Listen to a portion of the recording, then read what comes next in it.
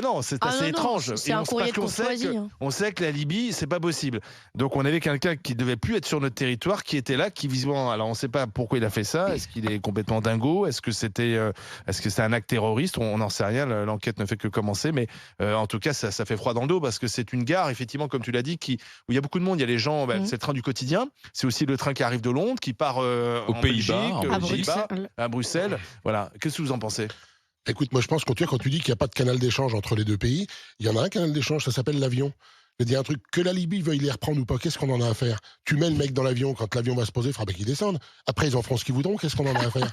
Mais non, mais c'est quand même pas possible qu'on soit obligé, nous, d'assumer tout ce que les autres pays ne veulent pas supporter, parce que juste, ah non, mais il n'y a pas d'ambassadeur là-bas, donc là, il n'y a pas de canal d'échange, on ne peut pas négocier, le pays est instable.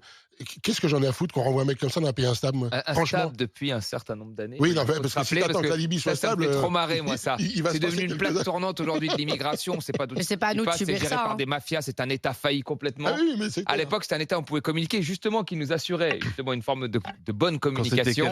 Et qui eux-mêmes le disaient que voilà, ils faisaient attention. Foutaient des bombes dans des DC-10 aussi. Hein. Oui, d'accord. Ils maîtrisaient la migration. Ils maîtrisaient la migration. La dictature, c'est toujours beaucoup. Et puis on avait quand même un interlocuteur. Maintenant, on n'a plus d'interlocuteur et on sait ce que c'est devenu, une espèce de plaque tournante. Toi, tu le renvoies même si on n'a pas la permission. Mais qu'est-ce que c'est que ce truc-là? Je veux dire, on a des lois dans notre pays. Ou alors on essaie d'éviter qu'il arrive chez nous. Ah bah oui, ce serait déjà mieux. Alors ça, par contre, bon, c'est plus compliqué. Oui, on est sur un autre débat. Ça, on n'y arrivera pas. C'est le même. Mais je pense sincèrement qu'on a des lois dans notre pays. C'est pas possible qu'on ne puisse pas appliquer les lois de notre pays parce qu'elles ne correspondent pas aux autres pays. Mais je vis pas en Libye, moi, je m'en fous des lois qui existent en Libye, c'est pas mon problème. Il y a des lois qui existent chez moi, tu as une obligation de quitter le territoire, on te met dans l'avion, basta, tu dégages. Demain.